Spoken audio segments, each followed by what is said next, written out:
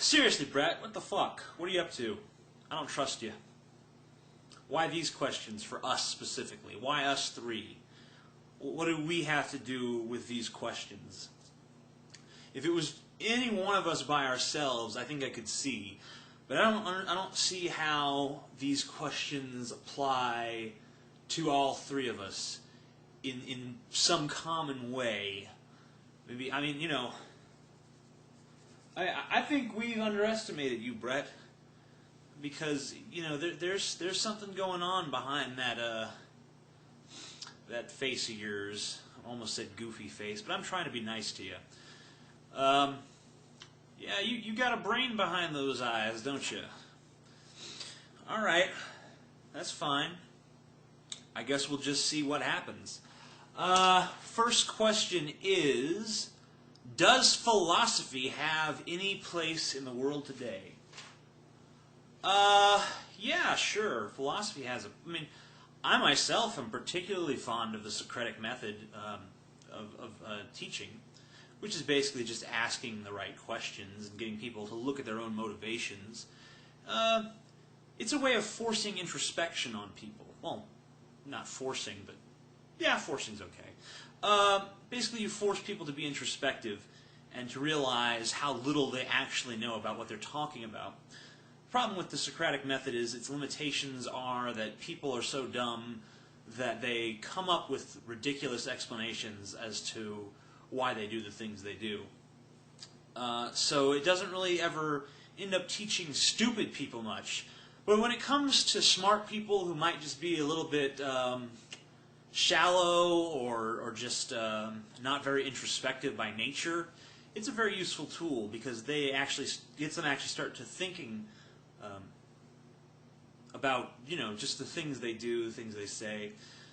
So that is one element of philosophy that is very important. But more important than just, you know, the stuff like metaphysics and epistemology and all that crap is just the everyday armchair philosophies of guys like you and I would dare to say like myself, who just sit around and, you know, just, you know, pull shit out of their ass, basically, and just say, okay, here's my idea on this, and here's my morals, and here's my values, and that's that. All right, when's breakfast? You know.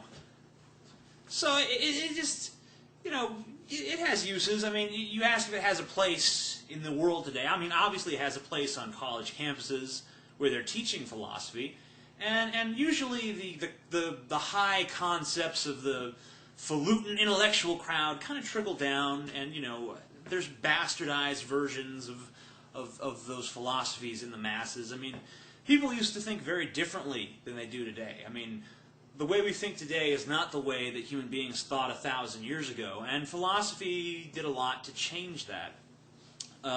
So did religion, so did art.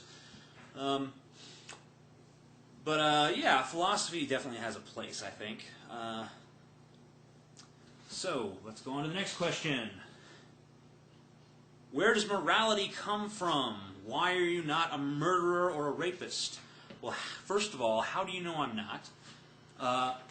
Second of all, the reason that I'm not a murderer or a rapist and the reason that we have morals in place is that, I mean, this has been explained before in evolutionary terms. And basically, you know, we evolved to cooperate with one another. Well, this really more applies to murder because rape actually has been an important part of the propagation of the human species, whether we like that or not. You know, it used to be very customary after you won a battle, you know, to take the, you know, women, well, the virgins, so probably, you know, girls of, you know, just young ages, I guess, and take them as wives and basically rape them. So that was important to the propagation of the human species. I mean, some animals like orangutans mate only through the act of rape. Basically, an orangutan is a very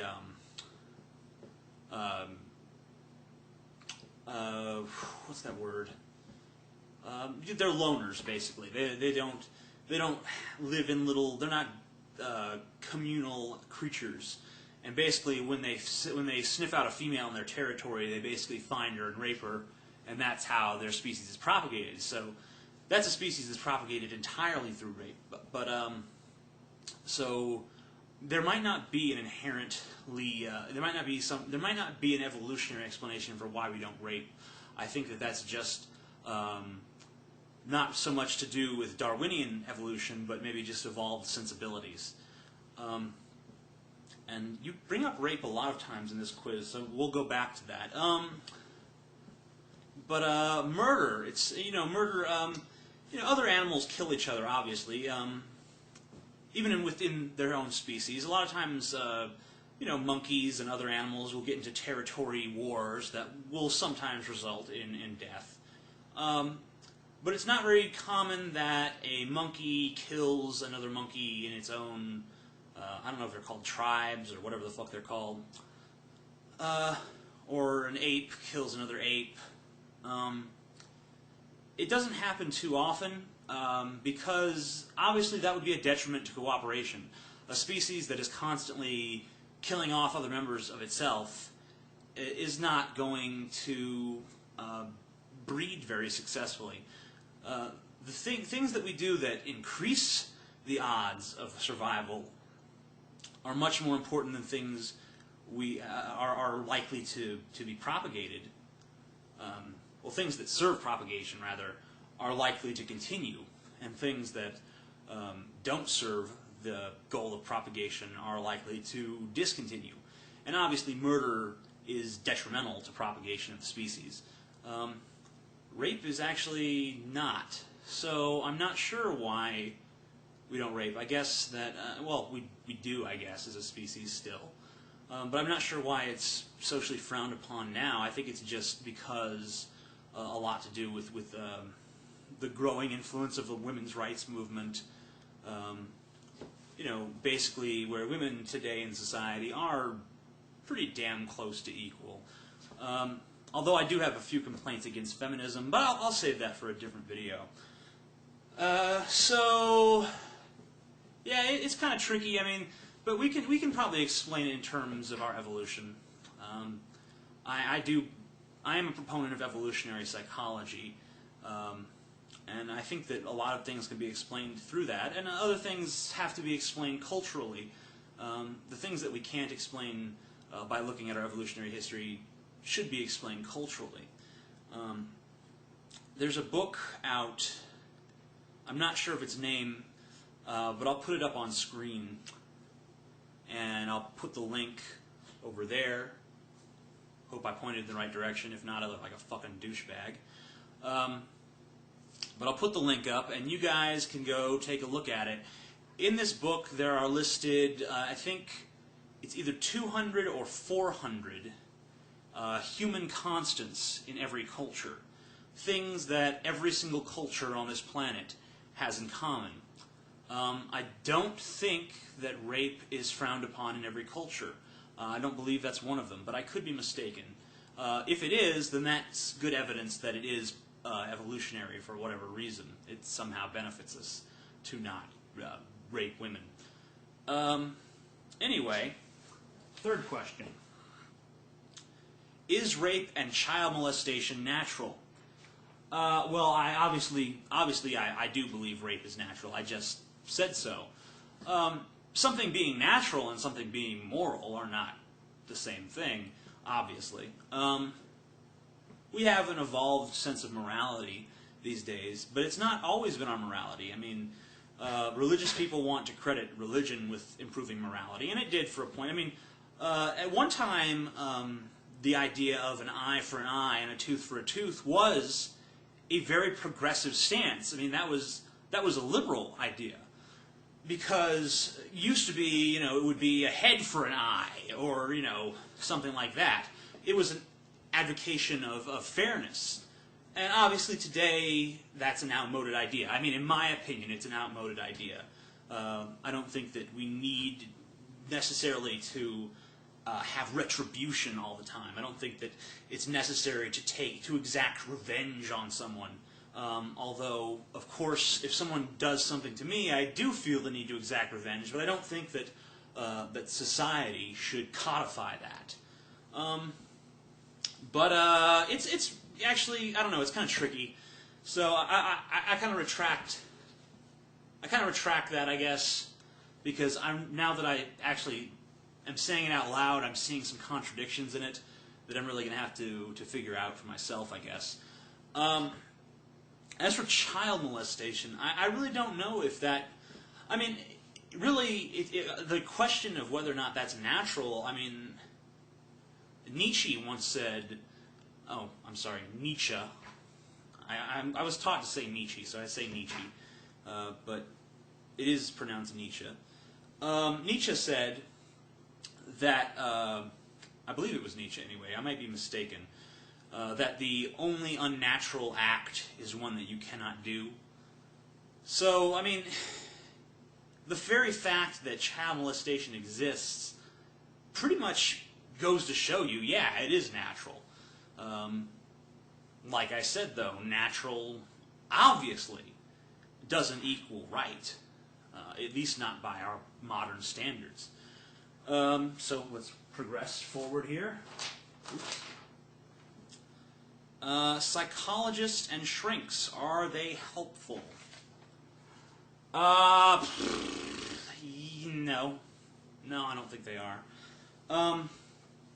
Maybe if you're profoundly disturbed, but I think that probably far too many people are in therapy that don't really need to be.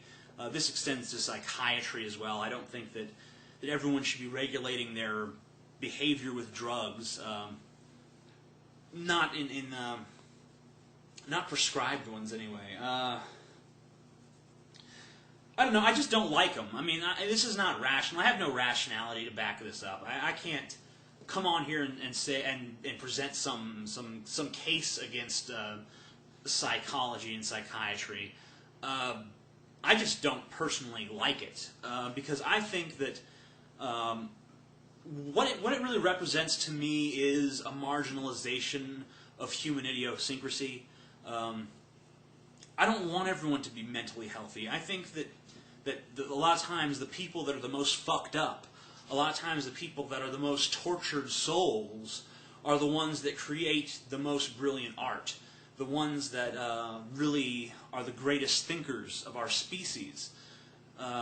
So when someone says, let's start fucking with it and let's try to make everyone happy, I start getting visions of one giant shopping mall filled with giggling idiots.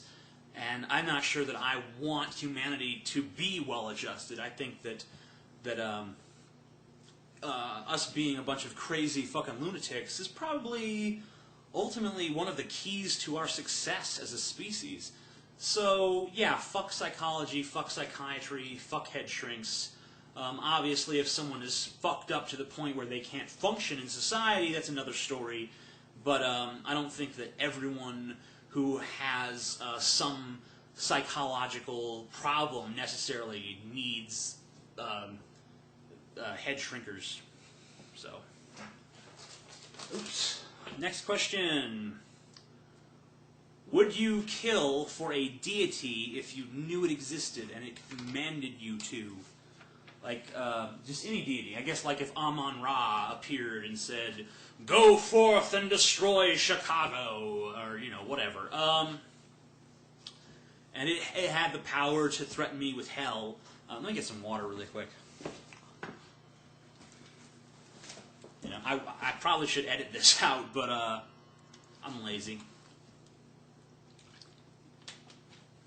You're watching a long-ass video anyway.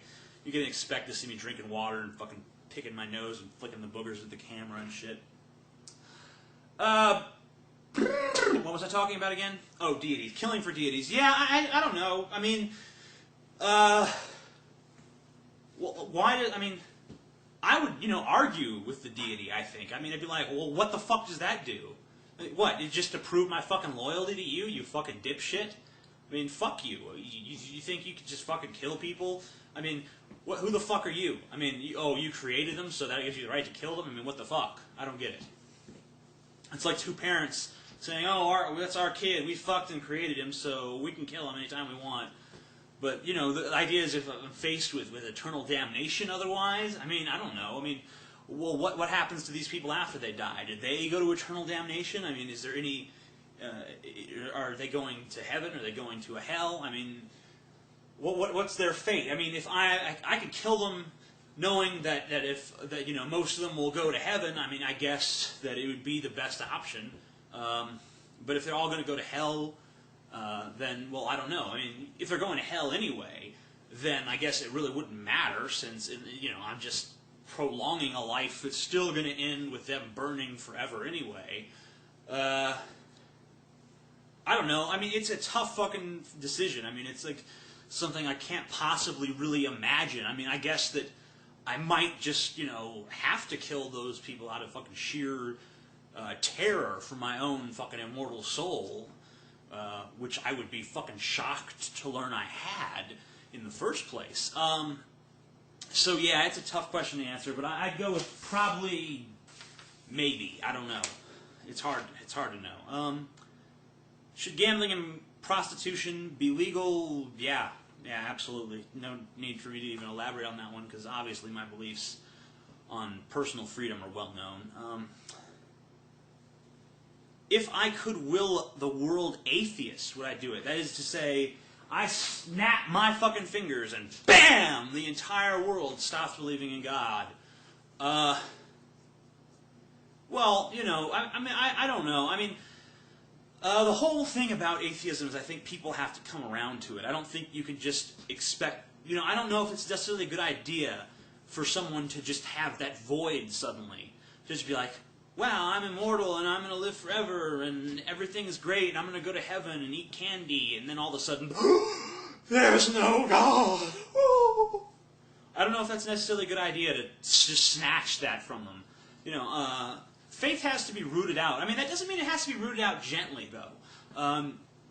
The thing that most atheists, they approach this problem all fucking wrong.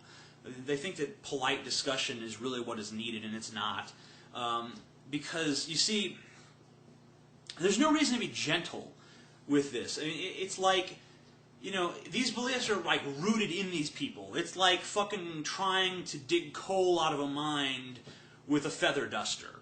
You know, you need a fucking pickaxe. You need to fucking hammer at those motherfuckers. That's the way you get that shit out of there. And someone told me something like, someone the other day said, you know, the amazing atheist has never had any conversions. I've never made anyone an atheist. That's not true. That's not fucking true whatsoever. I've gotten tons of fucking messages from people who've become atheists. I've talked to people who I thought that I failed to convert when I was a kid, who said that I was the one that planted the seeds of doubt. So my method does have success. Don't tell me it doesn't. But that's not my... The thing is, that's not my purpose. That's not what I'm trying to do. It's not my goal. I'm trying basically to hurt their fucking feelings, to be honest with you, because I want revenge on this fucking world. I want revenge on this world of religious fucking fundy idiots. And, you know, I figure that if I just attack them, it's going to do one of three things. The first thing it might do is it might weaken their faith, in which case I've done a good thing. The second thing it may do is it may just hurt their fucking feelings. In which case, they're a fundy scumbag, so what the fuck do I care? In the third case, it will actually strengthen their convictions. But if I strengthen their convictions, make them more extremist, go create some Jerry Falwells, go create some Shirley Phelps Ropers, those people will push other Christians away. So it still ultimately does a good. And those people that respond to this, I don't think anyone is going to save most fundamentalists. I think for the most part, you can't fucking fix them. Unless they have some atheistic tendencies deep inside themselves, you're not going to convert a fundamentalist. And I could be wrong. I mean, I don't know. People should talk to. I believe Goat has quite a few conversions. I believe Fatty Chunks had some, but he's gone now. I think so. But that's because their express purpose is to convert people or deconvert people or whatever. But I don't really give a shit about that. I'm just here to piss people off. That's my function. I'm just here to mock them. I mean, kind of like Captain Awesome. I once had the goal of converting and deconverting or whatever, and I still think it's a noble goal for some people. It's just not what I like to do. What was the question again? Oh, if I could make the world atheist instantly. No, because people need to come to that decision by themselves. It's a personal rights thing. It's like trying to say, I don't know. There's other things that I would get rid of in humanity in an instant, though. But I don't think that's one of them. I don't think that's the right thing to do in that case. Have I ever thought about killing someone? Can I explain why and why I didn't? Well, who the fuck hasn't, really? I mean, I'm not... Do you mean how seriously are we talking here? Like, are we talking like, the kid at McDonald's fucks up my order and I decide that I want him dead, or in the heat of fucking anger or something? Or are we talking about, like, plotting it out? Like, I'm sitting there and I'm trying to figure out how I can get away with it, and, I'm like looking, I'm sharpening knives and shit, cackling to myself, tonight shit eyes, No, I don't think I've ever considered it that much. I mean, maybe I've probably come, I would say maybe 50% of the way to where I need to be to do that. When I was young, I kind of always assumed, like when I was like 14 to 15 years old, I always assumed that I'd be a serial killer when I grew up. But, that was when I was young and stupid and all fucking goffed out and shit. I got older, I got over my fucking stupid anxiety and shit for the most part. And, you put away that shit. I did anyway. Every once in a while, I find myself wanting to go fucking cut some motherfucker's throat for some reason or another, but obviously it's not worth it. I see myself as being capable, but not really having the will to. At least no one has wronged me enough that I feel like I have to. But if I ever was to kill somebody, I could see maybe it happening in a capacity, like, let's say, like, you have, like, assisted suicide or something like that. If I was in one of those situations, I think I could do it then. Like if someone had, a situation where someone consented to die, or didn't want to suffer anymore, or something along those lines. If I was sure of it, then yeah, I think I might be able to do that. But I've never really come particularly close to murder, I don't think. So I didn't, because I fear jail, and because I just really don't have the urge to end someone else's life. It's not really mine, is the thing. If someone gives it to me, that's another thing entirely. But until someone actually gives it to me, it belongs to them. Obviously, though, obviously there's a thrill to the idea of it. I've imagined things like, being like a vampire or a werewolf or something like that, and going out and killing people, and that would be cool. That would be cool. We all, well, not all of us, but a lot of us think about that kind of shit. And I've had fantasies where I'm like a serial killer, and I've written stories about serial killers and the act of killing and stuff like that. So, it obviously holds an interest creatively, and obviously it would be a very intense experience. But ultimately, I don't really feel like I have the lack of empathy necessary, I guess. I've always been somewhat of a highly empathetic individual. So it's really hard for me to want to actually kill anybody, because I can usually find redeeming traits in just about anyone. Let's see what else we got on here. Why do I believe that we are the only group that are civilized and cultured? I guess you mean humanity in general. Well, actually, obviously we are the most intelligent species on the planet. I mean, there's some fucking PETA idiots that'll be like, well, no, because no other animals kill each other. Whatever, fuck you, you're an idiot. I don't know. It's, well, it had to be someone. I mean, if cats and dogs had evolved to this point, and I mean, every other species, there's species that are more evolved than us. I mean, the chimpanzees have evolved more since their break off with us as a species. The chimps have evolved more than we have. We've just evolved differently.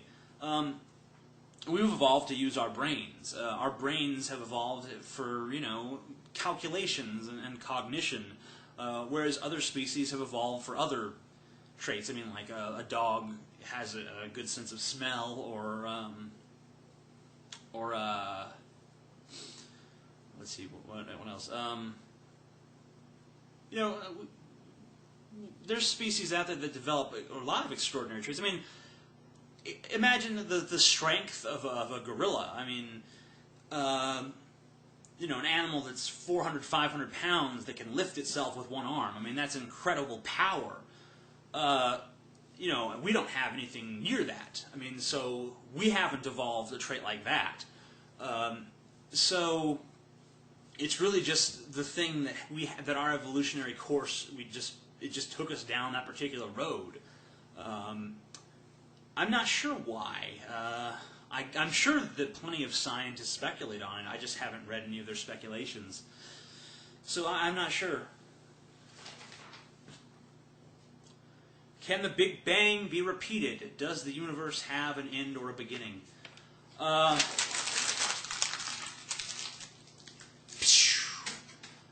not really qualified to answer that. I don't know. I don't know. I know practically nothing about cosmology. So, but just from a completely worthless gut instinct kind of thing, I don't believe that it has a beginning or an end. I think that it probably always existed in some capacity. It probably always will exist in some capacity. But I've heard that scientists. I think not Richard Dawkins. Stephen Hawking is formulating a theory where something actually can come from nothing. At least I've heard that. So maybe it does have a beginning. I mean, I obviously don't have any idea. But my gut instinct is that it's infinite. I don't know. Thanks for the questions, Brett. Really curious to know what exactly they were for. Peace the